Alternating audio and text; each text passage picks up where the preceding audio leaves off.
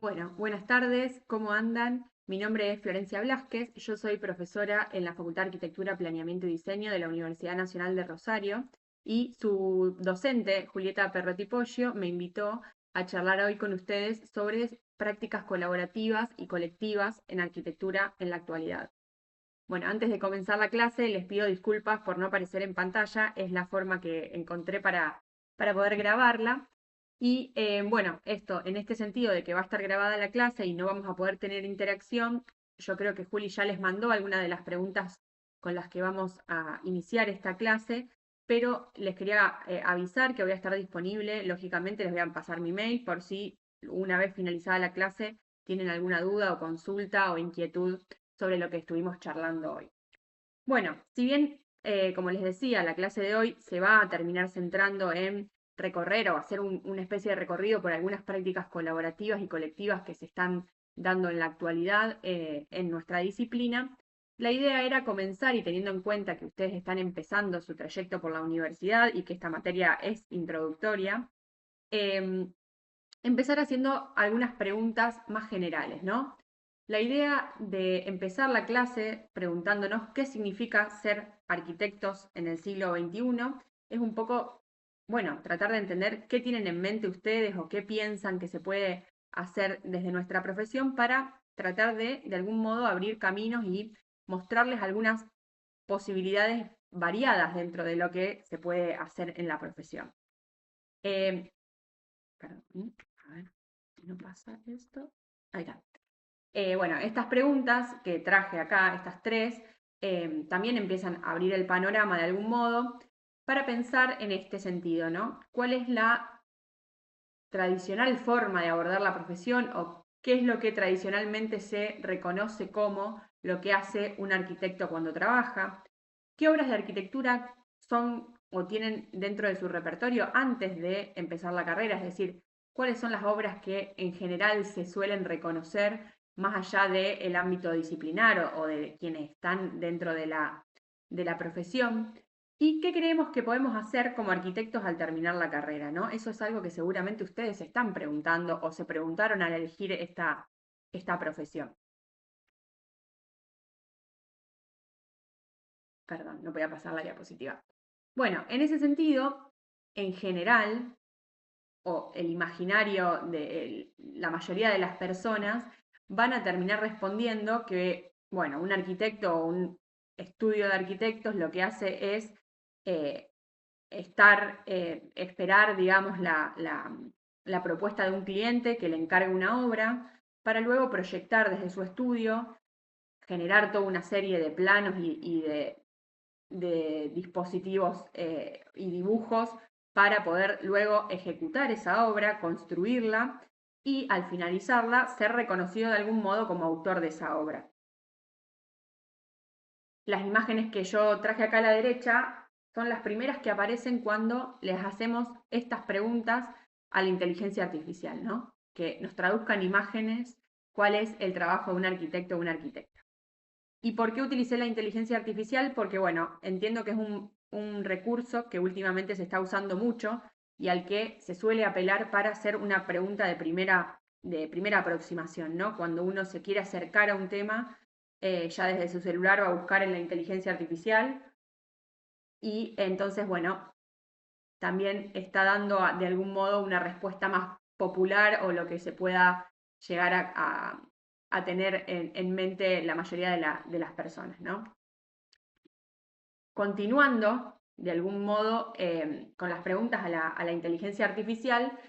me acerqué también preguntándole, bueno, ¿quiénes son los arquitectos o los estudios más reconocidos del país para poder entender, bueno, a ver si había figuras destacadas o no dentro de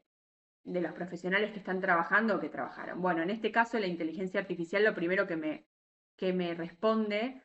son sobre los grandes maestros internacionales de la arquitectura argentina, nombrando a César Pelli, a Clorindo Testa y a Mario Roberto Álvarez entre los primeros. Entonces, bueno, continúo, más allá de tenerlos dentro del repertorio, preguntándole, bueno, pero ¿cuáles son los que están trabajando ahora? ¿O a quiénes me podés mencionar como referentes dentro de la arquitectura contemporánea? Y ahí sí me nombra a 5 personas o estudios, a Luciano Krug, a Nicolás Campodónico, Ariel Galera, Gerardo Caballero, y Estudio Monobloc entre los primeros o los más reconocidos globalmente en bienales, ¿no? Y de algún modo empezamos con este tipo de respuestas a cuestionarnos y a decir, bueno, a ver, ¿qué es lo que hace a la inteligencia artificial mencionar a estos personajes por sobre otros? ¿O qué tipo de arquitectura hacen estas personas o estos estudios para entender de algún modo por qué son los primeros que se llaman? Si continuamos preguntando ya no al chat GPT y ahora al Google común, ¿quiénes son los más reconocidos o los arquitectos? ¿O a quién arquitectos podemos mencionar dentro de la producción argentina contemporánea? Una de las primeras noticias que salta es este ranking 2022 que dice Mario Roberto Álvarez y asociados, de nuevo el estudio fundado por el arquitecto mencionado en la diapositiva anterior, es el mejor estudio de arquitectura. Y ahí, de nuevo, otra pregunta u otra idea sobre cuestionar de algún modo a estas medidas establecidas, digamos, quién está valorando cuál es mejor o no, qué estudio es mejor por sobre otro, digamos, qué aspectos se están valorando para darle ese premio o rankearlo de ese modo, ¿no? En ese sentido, los invito de algún modo a,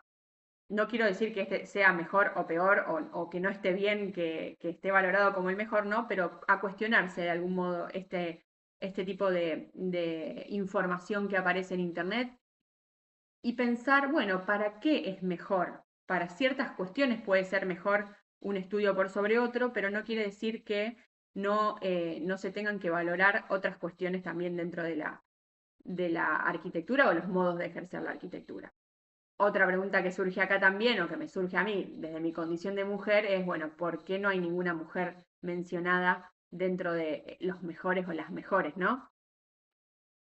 Ahí yo les puedo asegurar que hay un montón de mujeres que trabajan en arquitectura y que hacen un muy buen trabajo, que son muy buenas proyectistas, profesoras, investigadoras y demás. Y para eso los invito a ver el blog Un día una arquitecta, impulsado por Inés Moisset, que tiene la biografía y obras de más de 1000 mujeres en Argentina. También se lo puedo dejar a Juli para que se los pase. Acá algunas de las obras de estos personajes reconocidos que nombró la inteligencia artificial y Google en general, son obras que seguramente tengan en la mente, por ejemplo, las Torres Petronas de César Pelli, la Biblioteca Nacional de Clorindo Testa, el Teatro San Martín de Buenos Aires de Mario Roberto Álvarez. Ya si nos vamos a los actuales que nos nombraban, bueno, acá aparecen obras de Luciano Krug, de Nicolás Campodónico, del Estudio Galera y de Gerardo Caballero, por ejemplo, con la Facultad de Ingeniería de la UNR. De nuevo, acá lo que tratamos de hacer es introducir de algún modo estas arquitecturas para luego compararlas o intentar de ver qué tipo de campo cubre cada una de ellas, ¿no? En ese sentido, estas son arquitecturas que son premiadas, que son muy interesantes a nivel proyectual, que tienen una calidad enorme y que dan cuenta de una gran trayectoria de sus autores, pero nos interesa acá entenderlas en comparación y verlas en relación a estas arquitecturas participativas desde las que nos vamos a centrar en esta clase. Esto que nosotros vemos en Argentina también se puede trasladar a nivel mundial y ocurre en un montón valorando un cierto sistema de arquitectos reconocidos. Este ejemplo que les traigo acá, las imágenes que están a la derecha, es una obra del arquitecto Frank Gehry, que es un arquitecto canadiense, que falleció hace muy poquito, y este es el Guggenheim de Bilbao, en España. Y lo que podemos decir es que estos arquitectos, estos personajes reconocidos, de algún modo muchas veces traspasan el ámbito propiamente disciplinar, por ejemplo, como en el caso de Frank Gehry, llegando a un capítulo de Los Simpson, ¿no?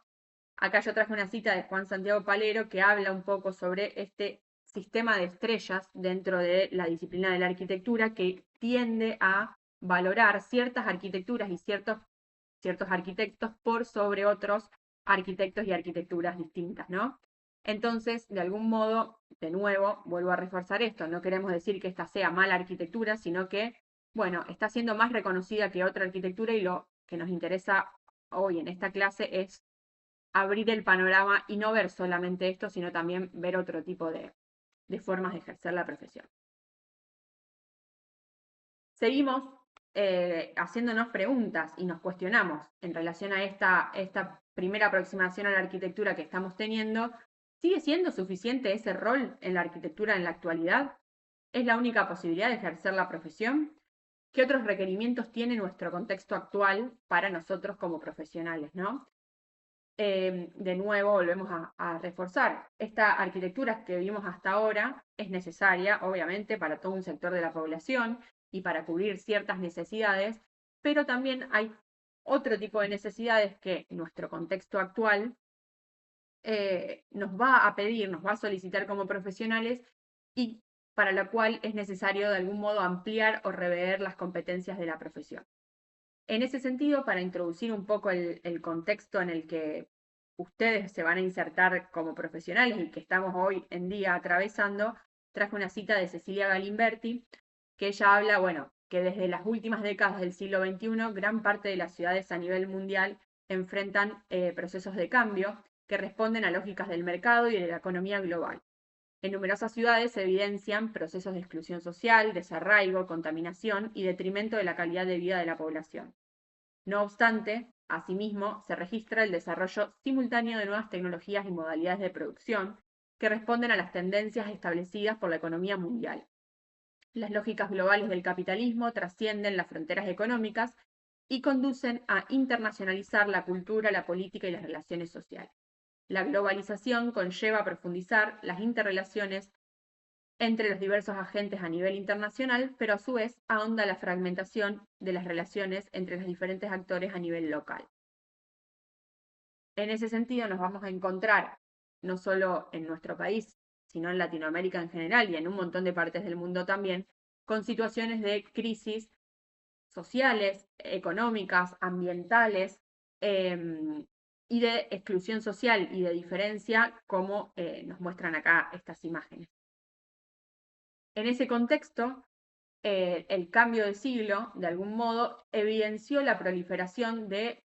abordajes renovados en la producción y en la difusión de arquitectura que de algún modo se centran en visibilizar y problematizar este tipo de cuestiones que están sucediendo como agendas, o sea,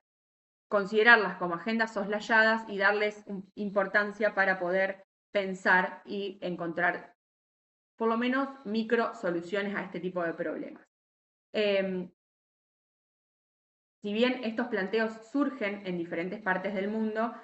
se van a hacer fuertemente notorios en el contexto latinoamericano, como decíamos anteriormente, muy particularmente la intersección entre el ámbito disciplinar y el académico, ¿no? Desde las universidades muchas veces se van a pensar en estas problemáticas y a tratar de centrar ejercicios y preguntas en ese sentido, para poder intentar darle respuesta a las transformaciones sociales, económicas y políticas específicas en territorios de grandes índices de desigualdad y pobreza como nos toca vivir a nosotros. Estas respuestas surgen muchas veces de parte de estos equipos o colectivos colaborativos, colectivos de arquitectura, que van a pensar una arquitectura muy distinta, por ejemplo, a la que veíamos recién, ¿no? Estas prácticas se apartan de la forma tradicional de abordar la profesión, que es representada por la figura del arquitecto autor, y van a tender a priorizar el trabajo en red entre profesionales, estudiantes y comunidades vulnerables. Estas comunidades, estas prácticas, perdón, van a conllevar un perfil profesional diferente que tiene que ver mucho más con el activismo,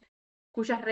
acciones se van a involucrar con las desigualdades sociales, como decíamos antes, y con las injusticias espaciales que derivan de ellas. Van a aplicar o aplican conceptos como la coproducción, la autoorganización, la colaboración y la mediación. Y en general, si bien son muy diversas estas prácticas entre sí y no podemos abarcarlas bajo un solo abanico, vamos a encontrar puntos en común que podemos sintetizarlos en la disolución de la autoría, en el trabajo interdisciplinario y en el proceso, en el reconocimiento de los procesos por sobre la obra terminada. En ese sentido, estos cambios sociales y ambientales,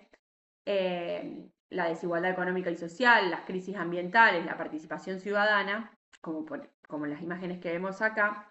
junto a los cambios tecnológicos de las últimas décadas, con la comunicación digital aumentando, las posibilidades de tener internet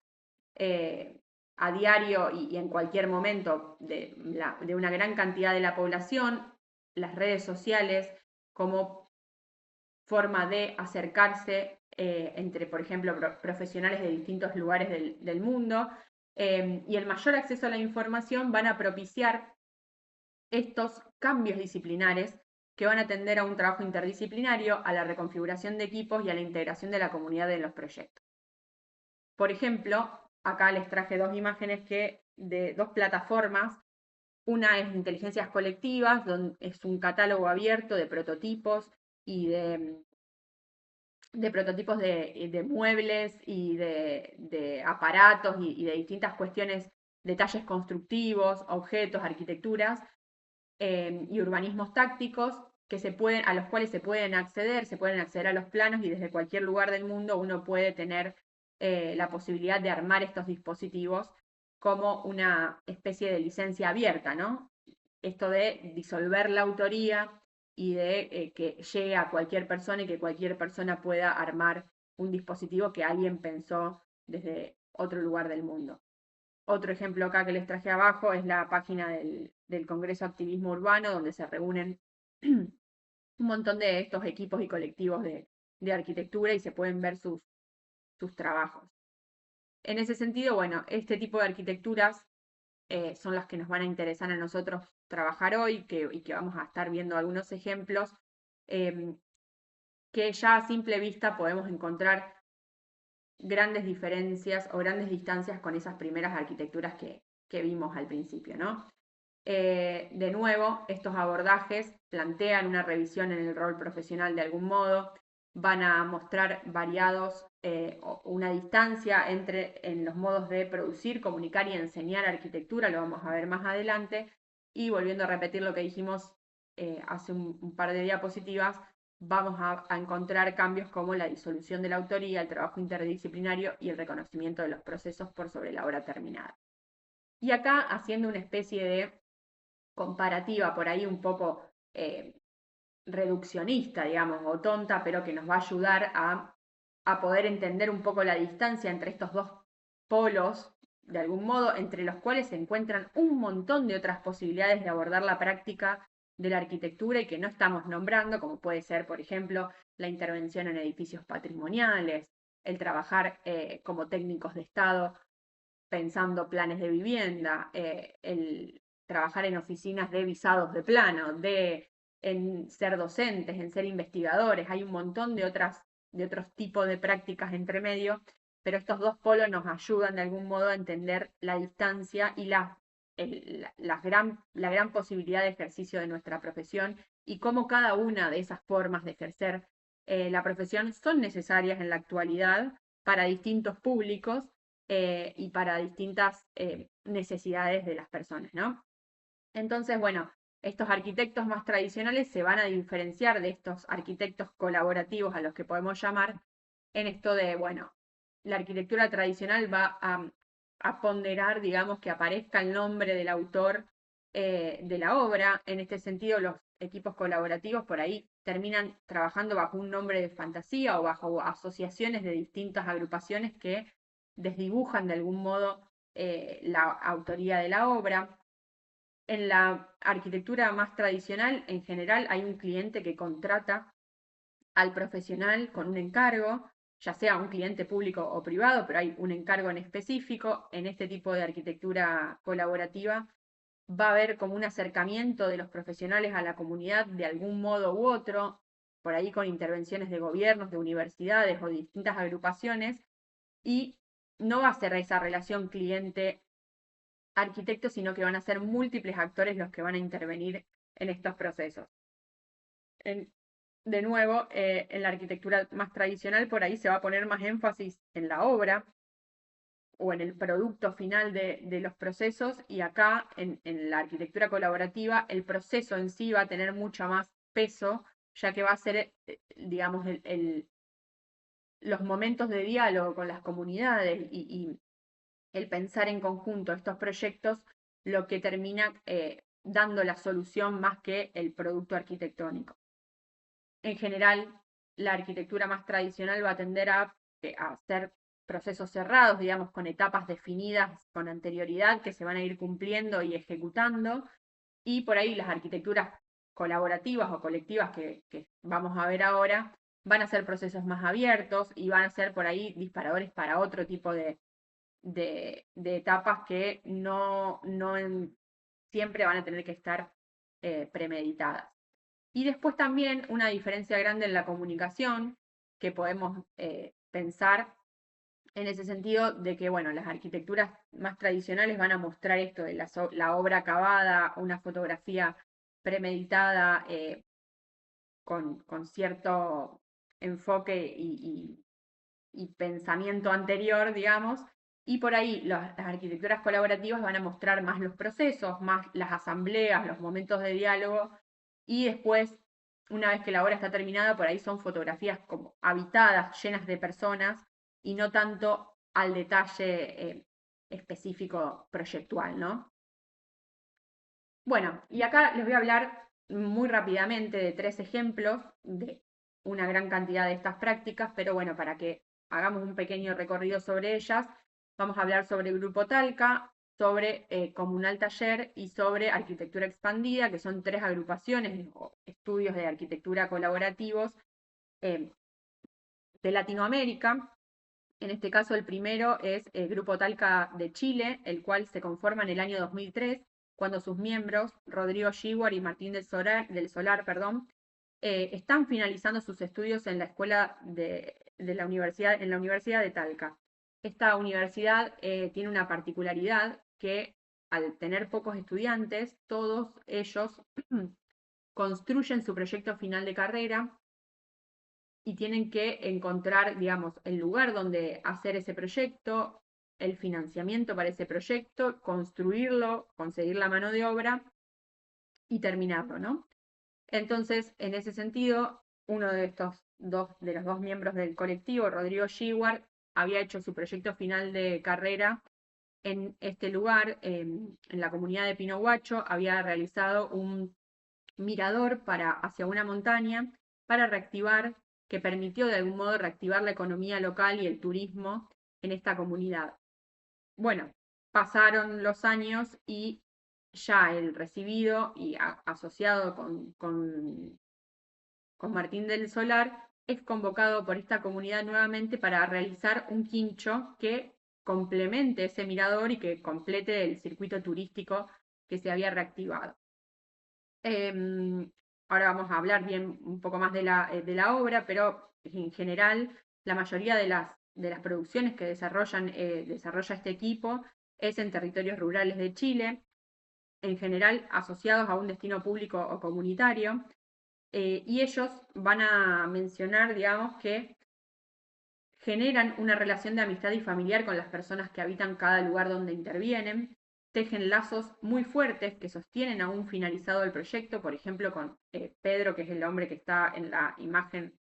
eh, a la derecha arriba. También él, a partir de estas intervenciones, él empieza de algún modo a formar parte del equipo del Grupo Talca y viaja con ellos a la Bienal de Venecia cuando son convocados, es decir,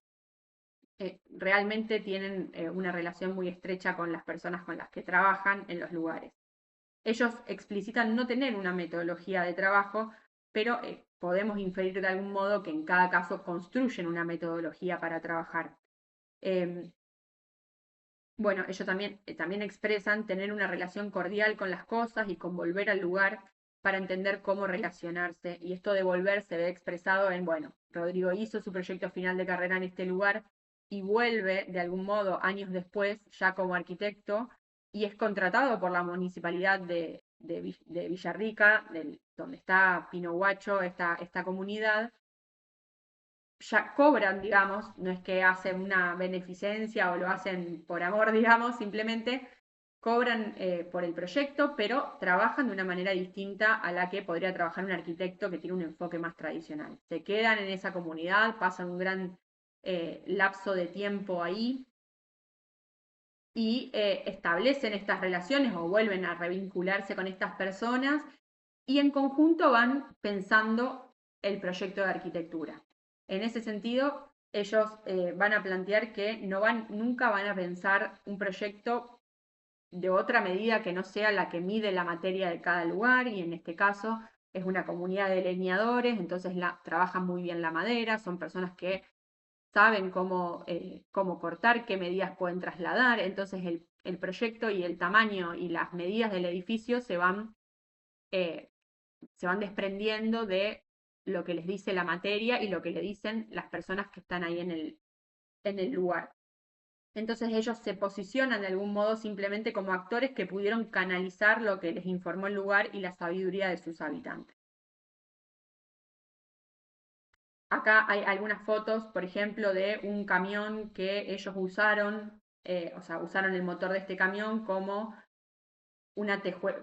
motor para una tejuelera que hicieron también caseramente y con la que pudieron elaborar más de 30.000 tejas en madera para recubrir y para hacer la envolvente del edificio. Estos son solo algunos datos y es una sola obra, pero bueno, van a poder encontrar en la página de ellos también videos, entrevistas a Pedro, este leñador que trabajó con ellos. Entonces, hay un montón de información para ampliar, pero acá no lo vamos a hacer tan largo. Otra de los ejemplos que les traje es Comunal Taller. Esta es un taller, bueno, es un taller de arquitectura que se funda en la Ciudad de México en 2015, que es impulsado por dos arquitectas, Mariana Ordóñez y Jessica Mezcúa Carrara, a las cuales se le sumaron últimamente, en el último año, dos arquitectas más. Ellas trabajan desde una postura que conjuga la arquitectura participativa y la producción social del hábitat, y entienden que el quehacer arquitectónico no se limita al proceso de diseño, sino que abarca todo lo relacionado con la gestación y materialización del proyecto, la gestión, la administración, el diseño, la construcción y el presupuesto participativo. En general, asumen que los habitantes de cualquier grupo social y contexto cultural tienen la capacidad de identificar sus necesidades, de proponer soluciones y de tomar las decisiones adecuadas para el desarrollo de su territorio. Es decir, le dan una entidad muy grande a las personas que trabajan y que viven, perdón, en esos lugares donde van a intervenir. Y realmente toman, digamos, la sabiduría propia, la sabiduría de vivir o habitar los territorios como un elemento primordial para el proyecto. Este caso, el ejemplo que les traje acá, es la Escuela Rural Productiva, que el proyecto comenzó en 2017, y también ellas son convocadas a realizar este proyecto porque previamente habían trabajado con los adolescentes de esta comunidad en proyectos de simulación de ejercicios de vivienda, ¿no? Entonces siempre de algún modo siguen vinculadas o se vinculan a comunidades por un largo tiempo y en distintos proyectos. Acá también en las imágenes se ve cómo la comunidad está participando del proceso proyectual o tomando decisiones proyectuales a través de utilizar maquetas, planos simples, obviamente, que son planos que se adaptan o que se van armando con personas que por ahí no pertenecen a la disciplina de la arquitectura y no manejan códigos técnicos específicamente, pero que de algún modo con estos dispositivos, estas metodologías participativas, pueden opinar y dar su postura sobre cómo puede ser o cómo debe ser el proyecto. Continuando con otro ejemplo, Arquitectura Expandida. Este colectivo nace en el 2010 en un encuentro en el marco de la Bienal Iberoamericana de Urbanismo de Medellín. Arquitectura Expandida se organizó con la idea de comenzar a hacerse cargo en primera persona de la gestión política, cultural y territorial y de visibilizar esas periferias que no son solo geográficas, sino también políticas, sociales y económicas, entendiendo que existe una gran asimetría en las relaciones que tienen que ver con el territorio y con la planificación urbana. comenzaron realizando intervenciones en torno a reflexiones teóricas y de exploración del territorio, y luego de algunos años se empezaron a aproximarse a proyectos de manera más concreta y crítica en relación a los conflictos sociales. Es decir, estos son equipos que no de un día para el otro empiezan a hacer arquitectura en una periferia. Llevan en general años de investigaciones previas, de proyectos por ahí de extensión universitaria o de cooperación internacional con los que se vinculan con algún territorio, con alguna comunidad en específico. Entonces, pasando mucho tiempo de esa vinculación, empiezan a surgir estos proyectos de arquitectura. Pero la relación perdura a lo largo del tiempo y por eso también al conocerse tanto con las comunidades pueden generar este tipo de proyectos en común, ¿no? Bueno, sus proyectos son financiados mediante premios, becas o residencias artísticas. En ese sentido, los arquitectos y las arquitectas, en este caso Ana María López Ortegó, muchas veces cumplen un rol en el cual se posicionan como gestores o como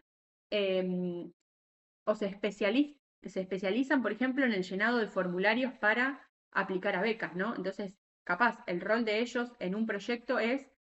conseguir el financiamiento. Y después por ahí el proyecto de arquitectura en sí es una estructura que se ve como simple, que es, en este caso, por ejemplo, el bicho, que es un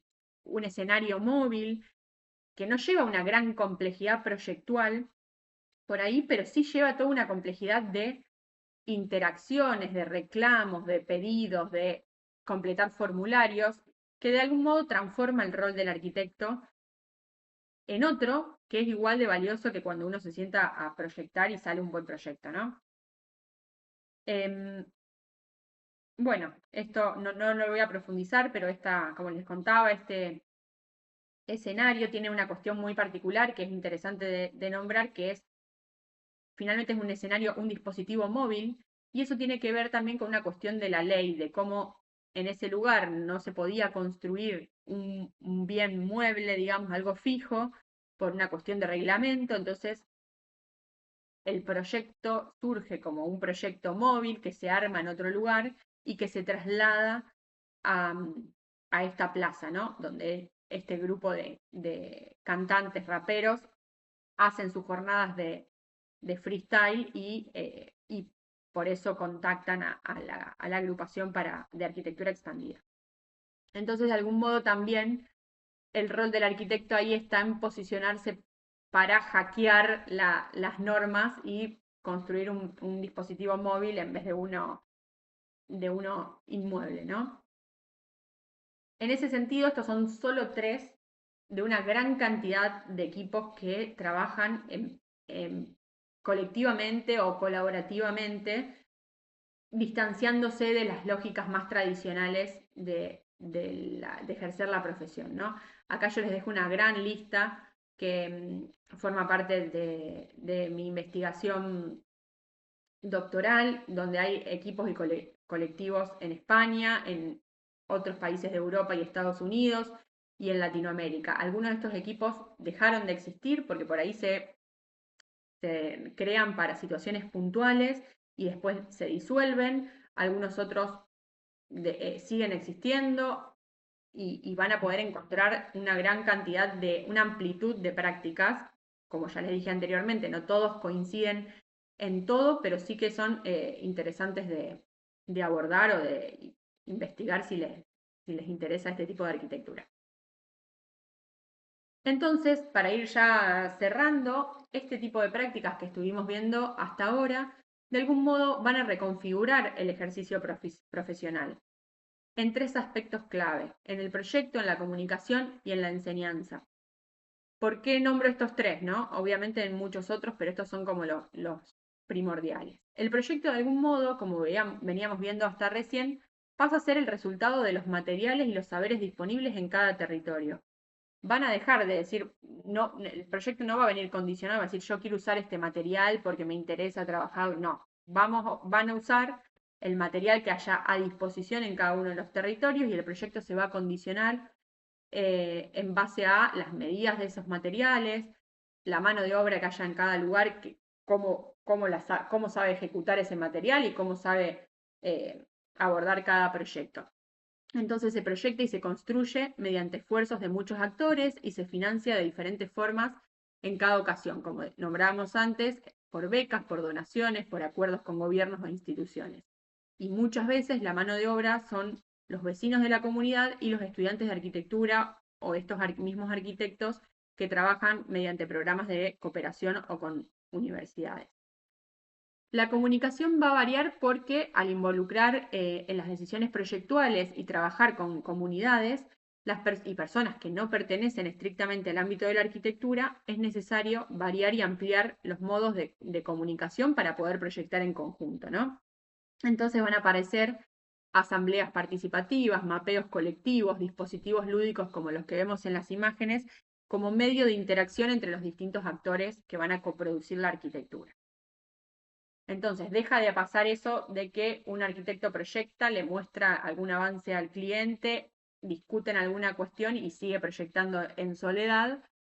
Y el trayecto del proyecto va a ser en conjunto entre muchas personas. Y por último, estas prácticas colectivas, en su mayoría, vamos a detectar o detectamos a lo largo de las investigaciones que son promulgadas por profesionales que muchas veces son docentes en las universidades. Entonces, es relevante hacer foco en las repercusiones de este tipo de prácticas en la enseñanza de la arquitectura, donde cada vez se ven más, por ejemplo, prácticas en escala real dentro de las universidades con la intención de trabajar no solo con obras diseñadas por arquitectos reconocidos, sino también incluyendo temas como acción comunitaria o en vínculos con las comunidades, con otras personas. Volviendo, y ahora sí ya casi terminando esta charla, una vez que vimos todo este amplio panorama de prácticas y también las que vimos al principio, podemos decir, o pues preguntarnos, cuando nos preguntamos qué hace un arquitecto hoy, podemos decir que, bueno, diseña, gestiona, escucha, investiga, comunica, enseña, aprende también, construye y articula con actores. El arquitecto o la arquitecta en la actualidad no reemplaza las funciones que veíamos al principio por estas, ¿no? Sino que las integra de algún modo. Entonces podemos decir que nuestra actualidad requiere tanto de la arquitectura más tradicional como de este tipo de arquitecturas y que se pueden integrar de algún modo. Y algo muy importante, tal vez los arquitectos que tienen su estudio privado y que trabajan con clientes son docentes en las universidades y promueven prácticas activistas. Lo mismo los profesionales que pertenecen a colectivos tal vez también tienen un estudio privado en el que hacen arquitectura más tradicional, ¿no? No quiere decir que una cosa sea excluyente de la otra, sino que nos interesa acá ver la variedad.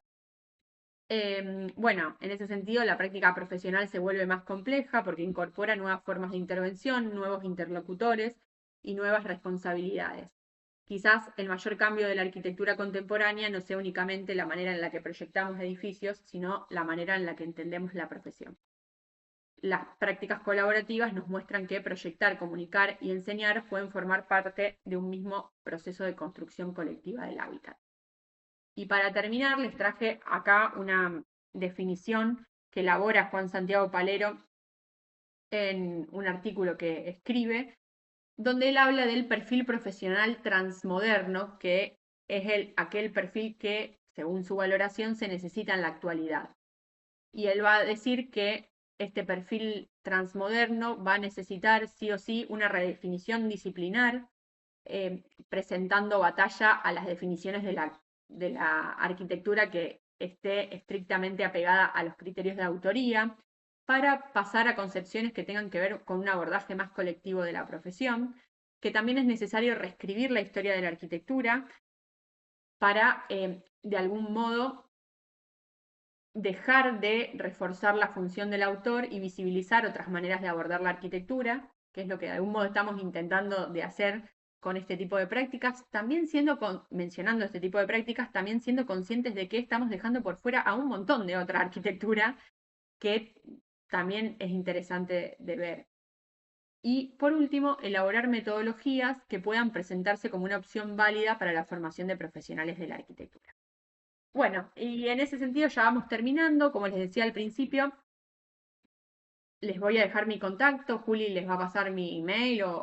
las preguntas que quieran hacerme ustedes para que podamos estar en contacto y estoy a disposición para cualquier tipo de pregunta que tengan. Y también les dejé un paquete de bibliografía por si les interesa ahondar en esta temática. Bueno, muchas gracias y nos vemos.